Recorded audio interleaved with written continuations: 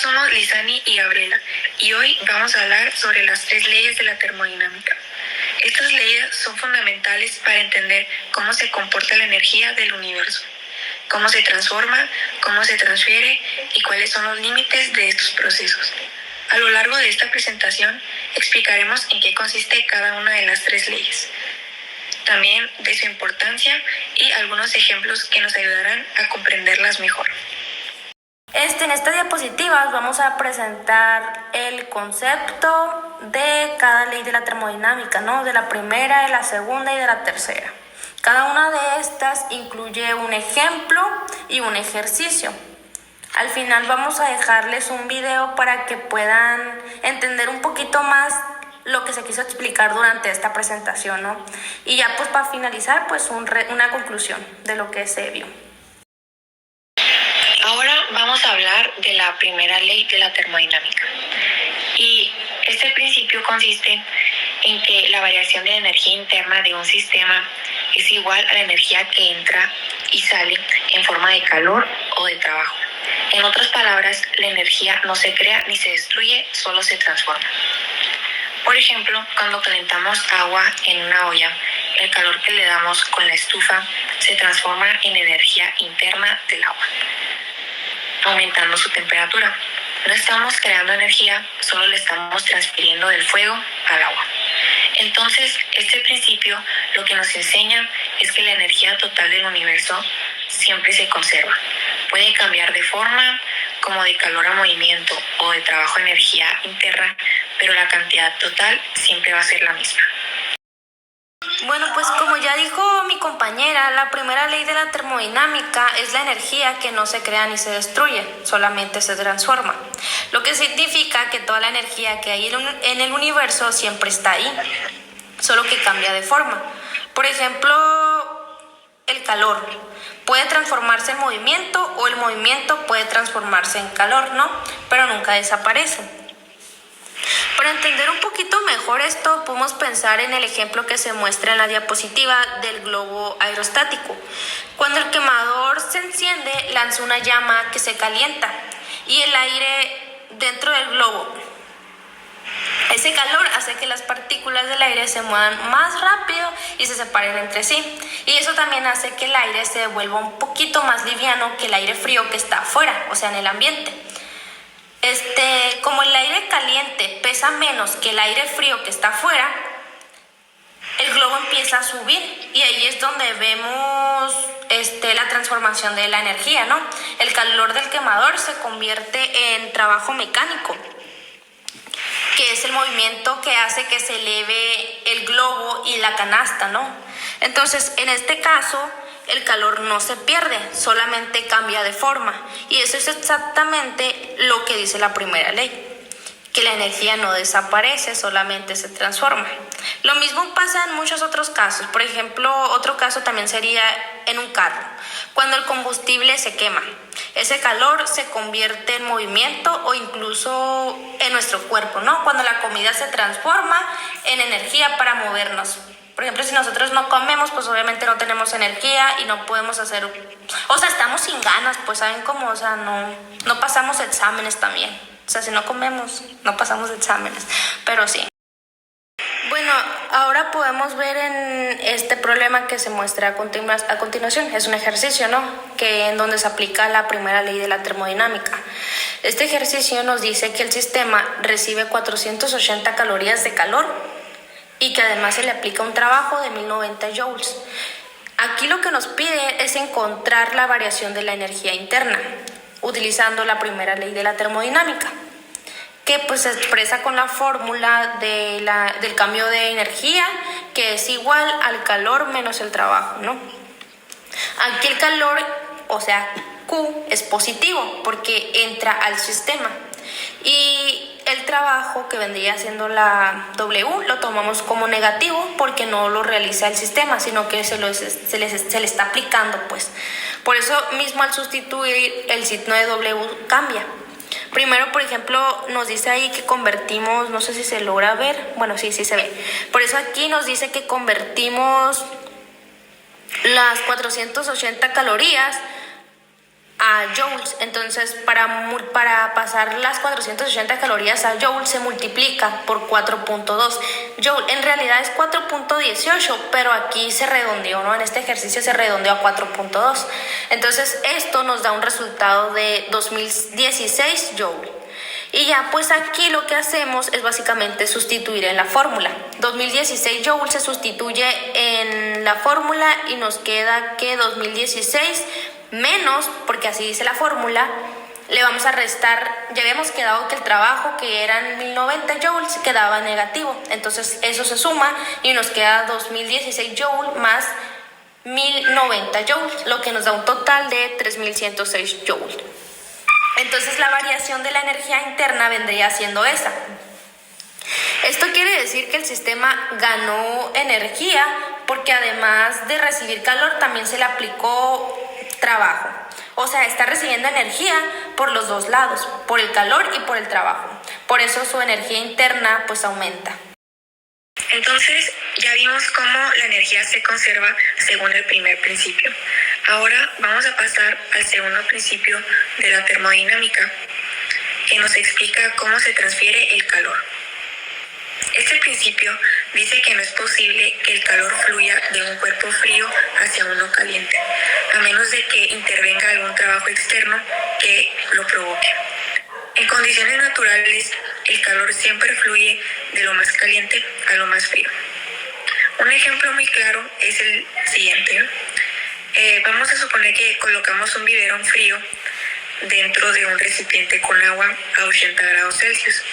El calor se transfiere desde el agua caliente hasta el biberón frío.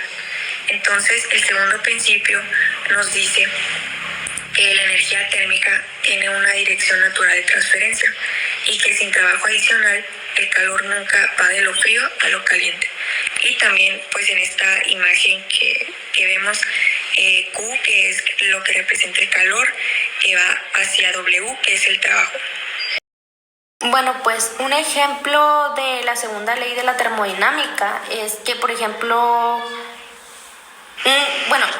es cuando dejamos una taza de café caliente sobre la mesa.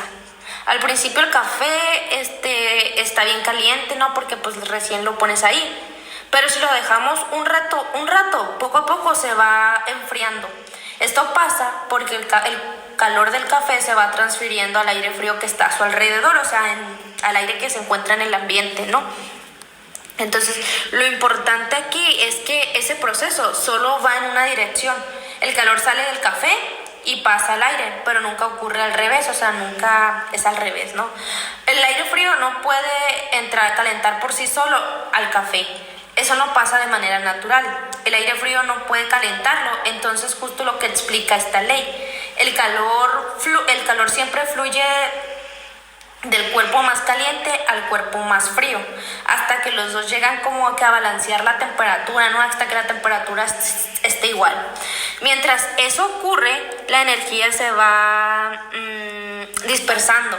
El sistema se va volviendo más equilibrado. A eso le llamamos, eso se le llama aumento de entropía, que ahí es donde entra la entropía, ¿no? Que es básicamente el calor que ya no está concentrado en un solo lugar, sino que se reparte pues en todo el ambiente.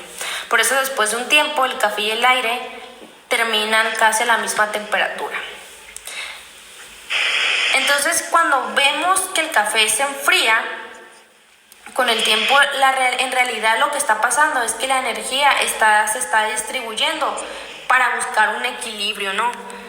Para buscar un equilibrio, y eso es lo que aplica o lo que dice la segunda ley de la termodinámica, que nos quiere decir básicamente que el calor siempre tiende a repartirse y que todo el sistema con el tiempo busca igualar, por así decirlo, la energía con el entorno. ¿Saben cómo? En este problema pues nos pregunta cuál es la eficiencia de una máquina térmica a la cual se le suministran 8.000 calorías para obtener 25.200 joules de calor de salida, ¿no? Entonces lo primero que tenemos que hacer aquí es convertir las calorías a joules, porque la fórmula trabaja en las mismas unidades, entonces no podemos cambiar. Entonces aquí sabemos que una caloría equivale a 4.18 joules. Normalmente se utiliza 4.18, nada más que en este ejercicio se redondeó a 4.2. No afecta nada, es lo mismo, ¿no? Bueno, aquí multiplicamos las 8.000 calorías por 4.2 para que nos dé 33.600 joules, ¿no? Y esto es para balancear las cantidades y que las calorías pasen a joules. Entonces ese será nuestro calor de entrada. Aquí se puede ver, donde se multiplica 8.000 por 4.2 y nos da 33.600 joules. Después usamos la fórmula de eficiencia, que no sé si se alcanza a ver también, que vendría siendo esta, ¿no? En donde N es igual al calor 2 entre el calor 1. El calor 1 ese es el calor que entra al sistema y el calor 2 es el calor que sale o que se pierde. Entonces, pues ya aquí está fácil, nada más sustituimos de que los valores, por ejemplo, ponemos 1 menos K2, que sería 25.200, y K1, que sería 33.600, ¿no? Entonces, eso primero lo vamos a dividir y ya después le podemos restar, ¿no?, al 1 menos la cantidad que nos haya dado. Entonces quedaría 1 menos 0.75. Ahí nos alcanza a ver el resultado porque ya nos salió, pero nos da 0.25, lo que significa que la eficiencia de la máquina es del 25%. En otras palabras, también se sabe que solo el 25% del calor es el que entra, que se convierte en trabajo útil, y el resto, o sea, el 75%, se pierde como calor. Así que aunque se suministren las 8.000 calorías, la máquina realmente solo aprovecha una parte para hacer el trabajo, ¿no? Lo cual es algo normal en las máquinas reales, o sea, no es algo raro ahí, porque siempre hay pérdida de energías. Sí o sí, siempre va a haber pérdida de energía.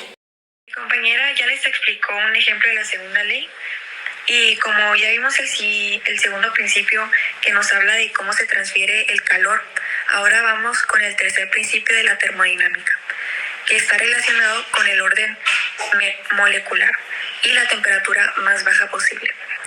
Y primero ocupamos entender qué es la entropía.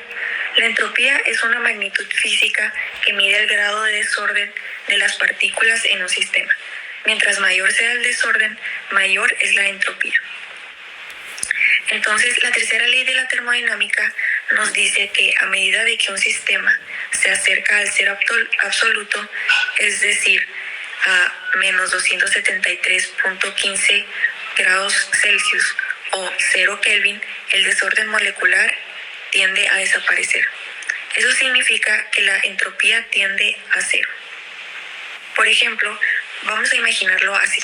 Si a temperaturas muy bajas las moléculas casi no se mueven y el sistema se vuelve perfectamente ordenado, como si fuera un cristal ideal, solo en este caso se podría alcanzar una entropía nula.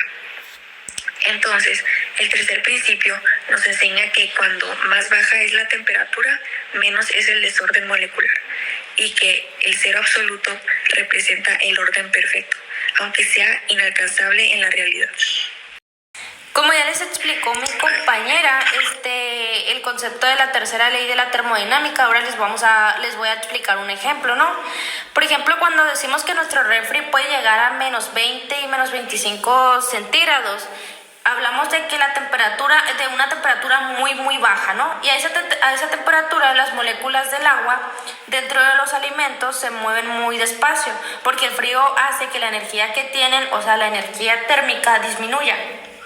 Como las moléculas casi no se mueven, no podemos reaccionar tan fácilmente ni descomponer los alimentos. Y es por eso que la comida se conserva por mucho tiempo en el refri, o sea, no por mucho tiempo, pero pues sí se logra conservar, o sea, en un tiempo que sabes que no se va a echar a perder, ¿no? Ahora, si pudiéramos seguir hablando de temperatura, por ejemplo, si bajamos la temperatura temperaturas llegaríamos al llamado cero absoluto, ¿no? Que es menos 273.15 centígrados, ¿no? En donde en este punto las moléculas ya no tendrían nada de energía, así que no se moverían en absoluto, lo que significa que el desorden molecular, se le puede decir, o más bien la entropía, sería casi nula, ¿no? Lo de la tercera ley de la termodinámica, también le voy a explicar un ejercicio.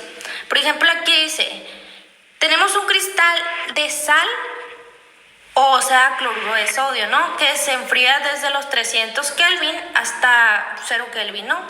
Lo que pasa es que cuando algo se enfría, las moléculas lo que hacen es que se mueven cada vez más lento porque tienen pues menos energía. Entonces, si nosotros seguimos enfriando hasta llegar al cero absoluto, que es, o sea, 0 Kelvin, las moléculas ya no se moverían para nada, o sea, quedarían intactas, ¿no? En ese punto todo queda completamente quieto y ordenado dentro del mismo cristal. Y eso es justo lo que dice la tercera ley de la termodinámica, que es cuando la temperatura llega al cero absoluto, la entropía del sistema se hace prácticamente cero, o sea, ya queda en cero, porque ya no hay desorden. Así que en este caso, al enfriar el cristal de Nazi, en donde se entiende o se explica mejor las leyes de la termodinámica y está más completo, pues, o sea, todo lo que nosotros le dijimos ahorita se va a resumir y siento que es más fácil entenderlo de esta forma, ¿no? Entonces, pues nada, está corto el video, no dura mucho.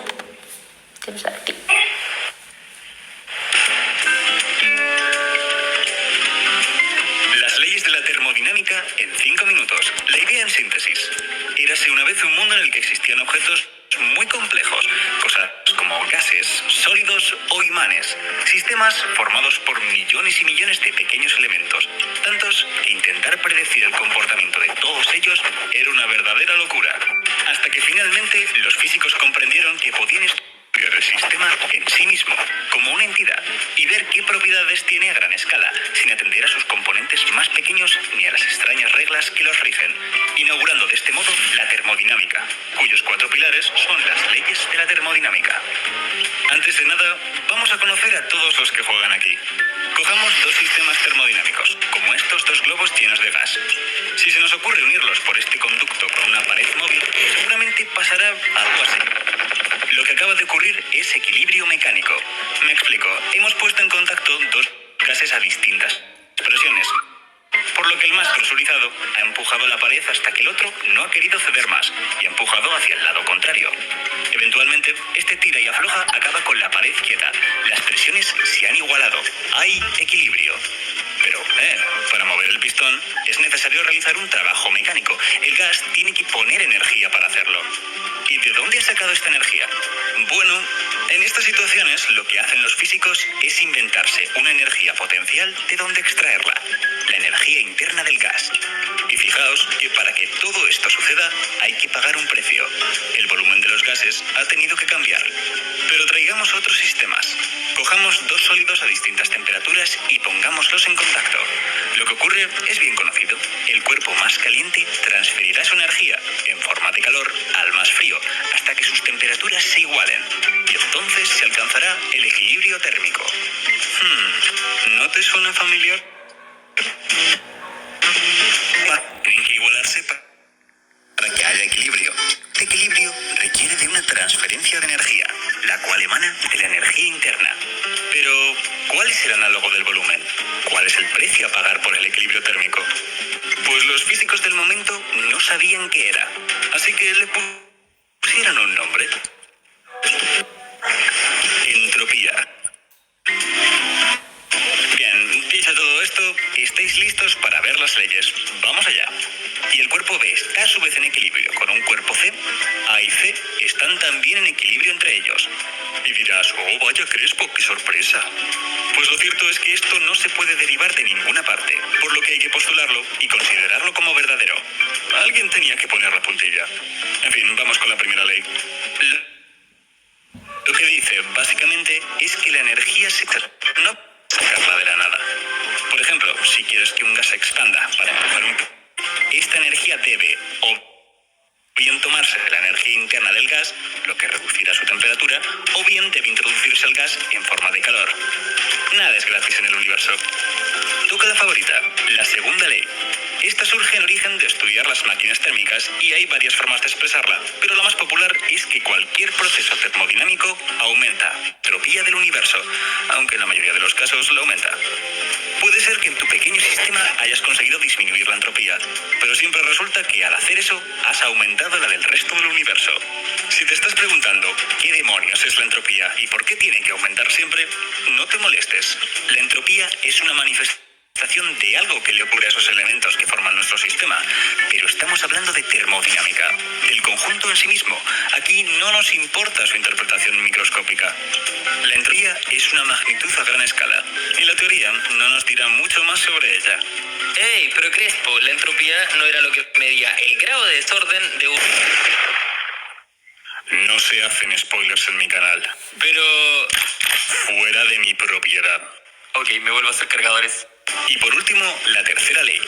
Una de sus formas de enunciarse es que no se puede enfriar un sistema termodinámico al cero absoluto en un número finito de procesos físicos.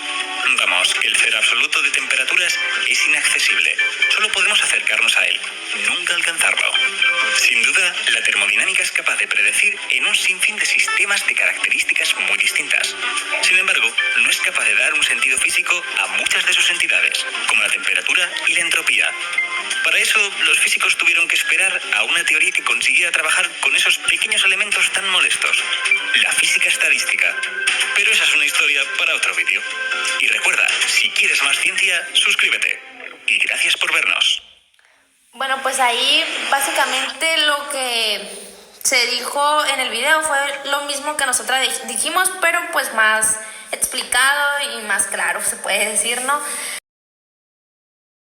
Bueno, y ya en esta parte de conclusión, básicamente resumimos lo que dicen las 3 leyes de termodinámica, que es la primera ley, nos dice que la energía no se crea ni se destruye, solo se transforma, o sea, cantidad total de energía en el universo siempre se mantiene. Y la segunda ley, que habla de la energía útil, tiende a dispersarse. El calor siempre va de lo caliente a lo frío y por eso la entropía del universo aumenta. Y también ya por último la tercera ley, que dice que cuando se llega al cero absoluto, la entropía de un cristal perfecto se vuelve prácticamente cero, porque las partículas ya no se mueven y todo queda completamente ordenado. Y pues ya en general las 3 leyes nos ayudan a entender cómo se comporta la materia y el calor, cómo la energía se conserva también, cómo se transforma o se pierde en forma de desorden. Bueno, pues esto es todo por nuestra parte. Sería todo. ¿No tienes nada, otra cosa que comentar? No, eso es todo. Gracias. Eso es todo. Pues muchas gracias y